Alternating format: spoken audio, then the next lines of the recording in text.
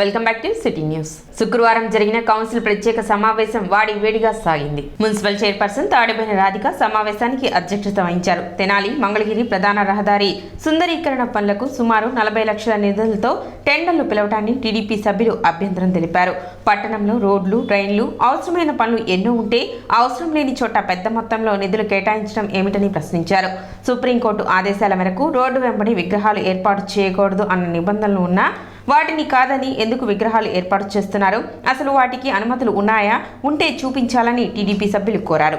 Road పక్కన విగ్రహాలు పెట్టే దగ్గర బ్యూటిఫికేషన్ కోసం 40 లక్షల రూపాయల ప్రమాదం.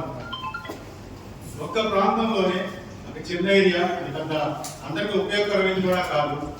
ఆ ఒక్క ప్రాంతంలో 40 లక్షల రూపాయలు అక్కడ వృధాగా ఖర్చు పెడుతున్నారని నాకు అనిపిస్తుంది అధ్యక్ష. అది ఇప్పటివరకు టెండర్ కూడా ఆమోదం అయిపోయింది.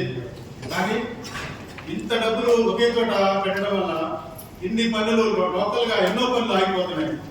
రోడ్ల మీద కూడా చూస్తున్నాం, ఎంతో గుంటలు ఉన్నాయని చెప్పి గవర్నమెంట్ ని కూడా చాలా మంది నిందిస్తా ఉన్నారు.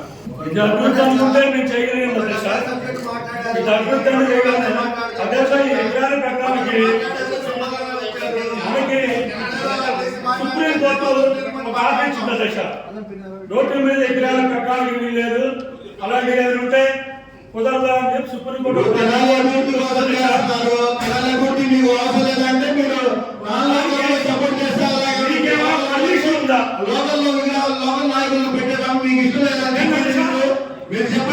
అడుగుతున్న దశ అది కాదండి, రోడ్డు మధ్యలో పెట్టాలని చెప్పాలి. ఆ మాట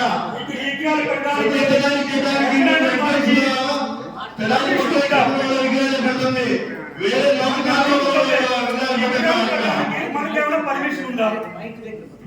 అది మీకు కావాలతో చెప్పండి, చెప్పండి. ఎందుకంటే సుప్రీంకోర్టు ఒక అది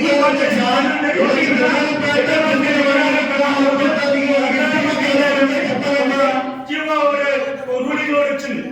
ఆ రూలింగ్ మనం పాటించాలని కూడా ఉందా లేదా?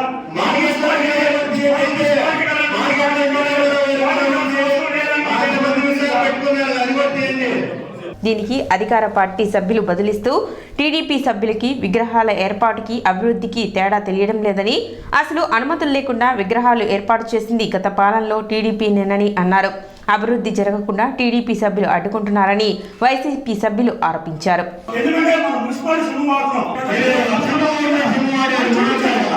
మరి గత 2017-18 చూసుకుంటే మొట్టమొదటిగా పర్మిషన్ పెట్టిన విగ్రహం వాళ్ళే. 2016-17 సంవత్సరంలో పర్మిషన్ లేకుండా పెట్టిన మొట్టమొదటి విగ్రహం దగ్గర నుంచి విగ్రహాలు ఏ పర్మిషన్ ఉందో చెప్పాలి.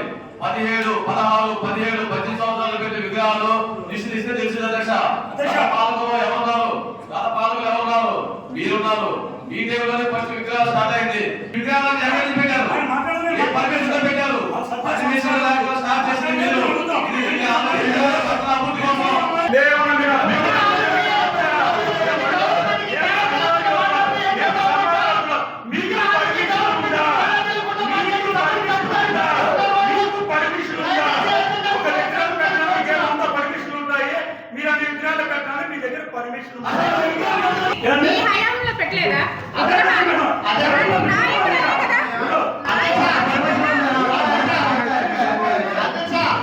అదేవిధంగా రణరంగ్ చౌక్ వద్ద పార్క్ అభివృద్ధికి 25 లక్షలు కేటాయించారని, అక్కడ అంత మొత్తం ఖర్చు చేసి అభివృద్ధి చేయాల్సింది ఏమీ లేదని టీడీపీ సభ్యులు ప్రశ్నించారు. ఇందులో భాగంగానే 2-3 లక్షల రూపాయల పనులు అసలు కౌన్సిల్ దృష్టికి రాకుండానే ఆమోదం తెలుపుకుంటున్నారని, దీనిపై వివరణ తెలపాలని టీడీపీ సభ్యులు కోరగా కమిషనర్ జస్వంతరావు మాట్లాడుతూ 5 లక్షల వరకు కమిషనర్కు ఆమోదం తెలిపేందుకు అధికారం ఉంటుందని, దీనిని అత్యవసర సమయంలో ఉపయోగించడం జరుగుతుందని, కౌన్సిల్ దృష్టికి రాకుండా నిధులు కేటాయించడం అనేది అవాస్తవం అని తెలిపారు.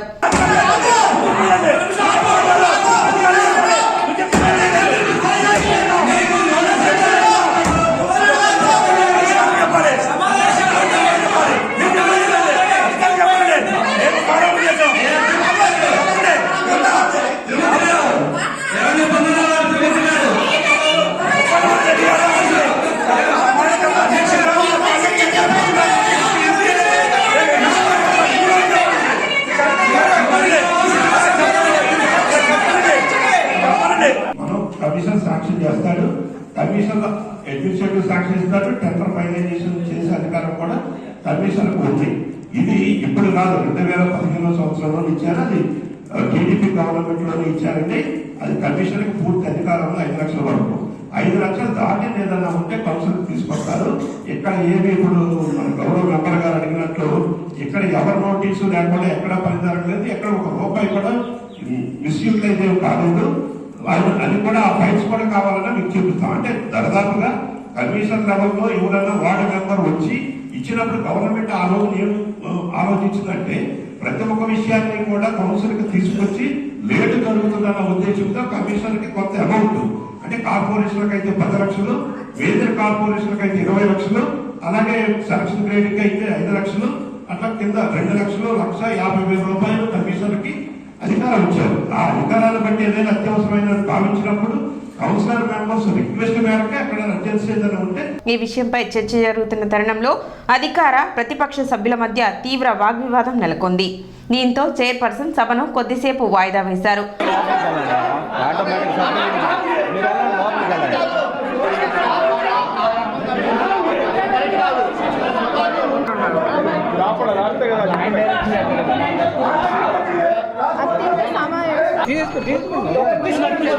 సభ తిరిగి ప్రారంభం కాగానే టీడీపీ సభ్యులు అజెండాలోని పలు అంశాలపై డీసెంట్ అందజేశారు.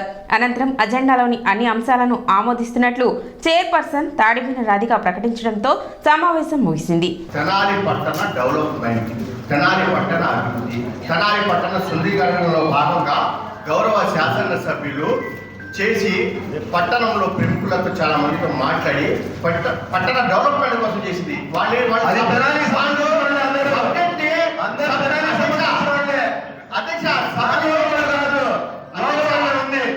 అధ్యక్ష, సభని తప్పుదారి పట్టడం అనేది కరెక్ట్ కాదు. విగ్రహాలు వేరు, అభివృద్ధి వేరు. ఏంటి వీళ్ళు దయచేసి సభని తప్పుదారి పట్టిస్తున్నారు. కాబట్టి ఇది తెనాలి పట్టణ శుద్ధీకరణలో భాగంగా కాబట్టి దీన్ని మేము ఆమోదిస్తున్నాం. దయచేసి రోజున 29వ తారీఖున 12/2023 ఈ రోజున ప్రత్యేక సమావేశం ఏర్పాటు చేయడం జరిగింది. అన్ని అంశాలు 19 అంశాలు ఆమోదించడం జరిగింది. అందులో టీడీపీ కౌన్సిలర్ 11వ అంశాన్ని 14వ అంశం వ్యతిరేకిస్తడం జరిగింది. వాళ్ళకి తగిన సమాధానం చెప్పి మేము అన్ని అంశాలు ఆమోదించాము. అదేవిధంగా 2023-24 సవరించిన బడ్జెట్ అంచనాలు మరియు 2024-25 బడ్జెట్ ఆమోదం కొరకు ప్రత్యేక సమావేశం నిర్వహించారు. సభ్యులు ఏకగ్రీవంగా బడ్జెట్ ఆమోదం తెలిపారు. అలానే బడ్జెట్ మీటింగ్ కూడా అన్ని అంశాలు ఆమోదించడం జరిగింది. దయచేసి ఒక మాట చెప్పాల్సిన కోరుతుంది. ఎందుకంటే ప్రతి ఒక్కరి దగ్గర కూడా అదే సమస్య ఉంది. ఇప్పుడు ఆల్రెడీ లాస్ట్ టైం చెప్పుకున్నాము, కమిషనర్ గారిని చెప్పుకున్నాం, అందరూ చెప్పుకున్నాం. లాస్ట్ టైం మా గడప జరిగి ఆగస్టులో జరిగింది. గడప జనరల్ అయిపోయింది, ఆగస్ట్ కాదు జూలైలో జరిగింది. జనరల్ అయిపోయిన తర్వాత కూడా ఇంకా వర్క్ కంప్లీట్ కాదు. గడప పోగా 20 లక్షల రూపాయలకి ఈరోజు కంప్లీట్ కాదు. ఎందుకంటే దాన్ని ఎందుకు పట్టించుకోవట్లేదు, ఏదో ఒక శ్రద్ధ తీసుకొని ఎందుకు పట్టించుకోవట్లేదు అర్థం కాదు. మీ ద్వారా మరి అడుగుతున్న ఏ గారు తర్వాత దానిలో కరెక్ట్ వారు చెప్పేసి 6,80,000 ఒకటి కంప్లీట్ అయిపోయింది. తర్వాత పొందుపోయిన వారు ఏం చెప్పేసి ఒక ఉంది, దానిలో వర్క్ జరిగింది. తర్వాత ఇమాం ఖాన్ వారు ఏం చెప్పేసి ఒక దానిలో కూడా పేరుంది. దాంట్లో డ్రైన్ కట్టింది. ఆ డ్రైన్ కట్టిన తర్వాత ఏంటంటే అది 28వ డివిజన్లో అది ప్యారల్గా గోగుల వారు ఏరియా అని చెప్పేసి అక్కడ ఒక ఎస్టిమేట్ వచ్చింది. దానిలో ఆ రోడ్డు కంప్లీట్ చేసాము. అంటే ఏదైతే ఒక 2 డ్రైన్లు ఉన్నాయో ఆ 2 డ్రైన్లు వచ్చేసరికి ఎస్టిమేట్ వేసేటప్పుడు ఏమైందంటే అక్కడ ఏదైతే స్లోప్స్ పెట్టామో ప్రాక్టికాలిటీ అక్కడ వెళ్ళేసరికి అది పొలాల్లోకి వెళ్ళిపోయింది. ఆ 3 వర్కులు ఏదైతే ఉన్నాయో ఆ 3 వర్కులు చేపించాము. మిగతా పొందుపోయిన వారిని కరెక్ట్ వారిని చేయించాము. మిగతా కూడా కాంట్రాక్ట్ మీద చెప్పాము. వాళ్ళు ప్రస్తుతం వేరే డ్రా చేస్తాను.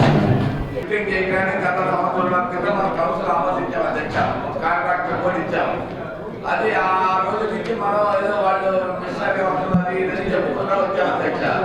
ఈ సిట్టింగ్ చేస్తున్నారు నాకు ప్రజలందరూ చాలా సంతోషించారు. ఈ రోజు కూడా మన పరిస్థితి ఏంటంటే ఆ రోజు అట్లా ఈ రోజు అట్లా ఉంది.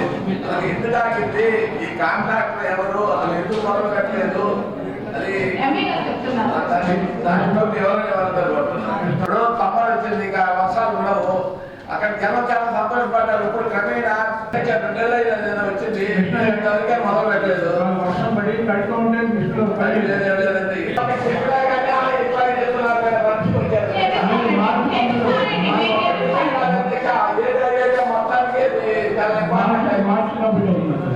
గత ప్రభుత్వంలో తెలుగుదేశం పార్టీ అధినేత నారా చంద్రబాబు నాయుడు టిడ్కో గృహాలు నిర్మించారని వాటికి కనీస మరమ్మతులు కూడా చేయించకుండా ఇవ్వడానికి ఈ ప్రభుత్వానికి 4.5 ఏళ్లు పట్టిందని మాజీ మంత్రి టీడీపీ సీనియర్ నేత ఆలపాటి రాజేంద్ర ప్రసాద్ ఆరోపించారు. పట్టణంలోని 2వ వార్డులో టీడీపీ జనసేన ఉమ్మడి ఎన్నికల మేనిఫెస్టోను ఇరు పార్టీల శ్రేణులతో కలిసి మాజీ మంత్రి ఆలపాటి రాజేంద్ర ప్రసాద్ ఇంటింటి ప్రచారం నిర్వహించారు.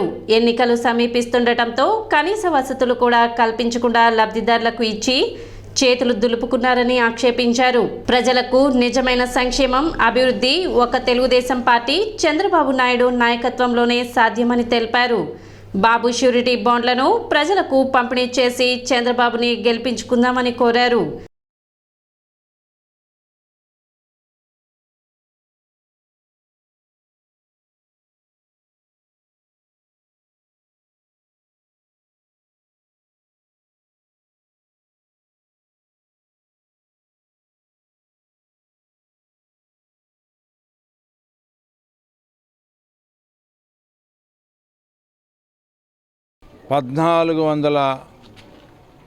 ఏళ్ళని ఏమాత్రం కనీసం ఒక చెంచా సిమెంట్ కూడా నిర్మాణాన్ని ఏ రకంగా అయితే తెలుగుదేశం పార్టీ ఓడిపోయేటప్పటికి ఉందో అదేవిధంగా ఆ నిర్మాణాన్ని ఉంచి వాళ్ళకు వచ్చిన డబ్బులు 2019 మేలో తెలుగుదేశం పార్టీ ఓడిపోతే 2021ని కూడా బ్యాంకుల దగ్గర నుంచి వారి యొక్క నిర్మాణానికి కేటాయించినటువంటి నిధులు విడుదలైతే వాళ్ళ యొక్క సంతకాలు లేకుండా బ్యాంకుల నుంచి ఆ డబ్బుని డైవర్ట్ చేసుకున్నటువంటి మోసపూరితమైనటువంటి ప్రభుత్వం.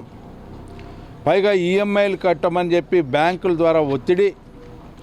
ఈ రకమైన పరిస్థితిలో ఈ యొక్క పట్టణంలో దాదాపు 1470 మంది లబ్ధిదారులు ఉన్నారు. ఇది కాకుండా చాలా గొప్పగా 26,000 పట్టాలు ఇచ్చిన ఘనత, సెంట్ ఇస్తానని చెప్పి 44 గజాలు మాత్రమే ఇచ్చి వసతులు లేకుండా 26,000 గృహ నిర్మాణాలు చేపడుతున్నామని చెప్పి పట్టణాల నుంచి పల్లెటూళ్ళు తీసుకెళ్ళి పట్టాలు ఇచ్చి ఆ పట్టాలని అడ్డం పెట్టుకొని కొన్ని 100 కోట్లు సంపాదించుకున్నటువంటి పరిస్థితి. ఆ పట్టాలకి మెరక వేయటానికి కూడా కొన్ని కోట్ల రూపాయలు అవినీతికి పాల్పడ్డటువంటి ప్రభుత్వం. ఇది వీళ్ళ సంగతి. పేదవాడి సొంత ఇంటి కల సాకారం వీళ్ళ అవినీతి వీళ్ళ జేబులోకి వెళ్ళినటువంటి పరిస్థితి, వీళ్ళు జేబులు నింపుకునే పరిస్థితి, వీళ్ళు ఇల్లు కట్టుకునే పరిస్థితి. వీళ్ళు ఆ రకంగా కులుకుతూ ఉన్నారు. ఇవాళ మళ్ళీ వస్తూ ఉన్నారు. ఎందుకు జగన్ మీకు కావాలి? AP needs Jagan. ఆంధ్రప్రదేశ్కి జగన్ కావాలని చెప్తా ఉన్నారు. ఎందుకు జగను? మన పొట్టలు కొట్టి మనకి ఇల్లు కడతానని చెప్పి అవినీతి చేసినందుకు జగన్ కావాలా? రైతులు పంటలు నష్టపోతే ఆ పంటల నష్టానికి పరిహారం ఇవ్వకపోతే అందుకు జగన్ కావాలా? ఉద్యోగస్తులకి సిపిఎస్ ఇస్తానని చెప్పి ఇవ్వనందుకు జగన్ కావాలా? ఎందుకు జగన్ కావాలి? నిన్నో మొన్నో ఆంధ్రని ఆడుదాం ఆంధ్ర, దాన్ని కొద్దిగా మనం చూస్తే ఆంధ్రతో ఆడుతున్నాడు. మామూలాటల ఫుట్బాల్ ఏంటో వాలీబాల్ అంటే ఏంటో తెలియదు, కానీ ప్రజలతో మాత్రం ఆడుతూ ఉన్నారు. ప్రజలు ఆడే పరిస్థితి దగ్గర రాబోతుందని చెప్పి చెప్పడానికే నా ప్రయత్నం. ప్రజలు ఖచ్చితంగా ఆడతారు మీతో. ఏ రకమైన వాలీబాల్ ఆడాలి, ఏ రకమైన ఫుట్బాల్ ఆడాలి, ఏ రకమైనటువంటి క్రికెట్ ఆడాలి, ఏ రకంగా బాల్ బ్యాడ్మింటన్ మెత్తగా ఉంటే దాన్ని ఎట్ట కొట్టాలి అని చెప్పి ప్రజలు నేర్చుకుంటూ ఉన్నారయ్యా. ఎవరికి ఎంత వాడికి అంత ఇవ్వటానికి ప్రజలు సిద్ధంగా ఉండారని చెప్పి ఈ సందర్భం. సిటీ న్యూస్ ముగించే ముందు ముఖ్యాంశాలు మరోసారి.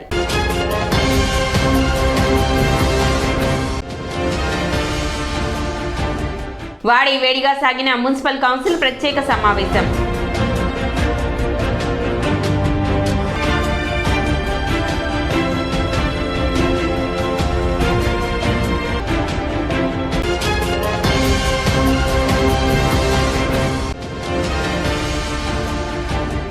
మున్సిపల్ పారిశుద్ధ్య కార్మికుల సమ్మెకు మద్దతు తెలిపిన అంగన్వాడీలు, పలు రాజకీయ పార్టీ నేతలు.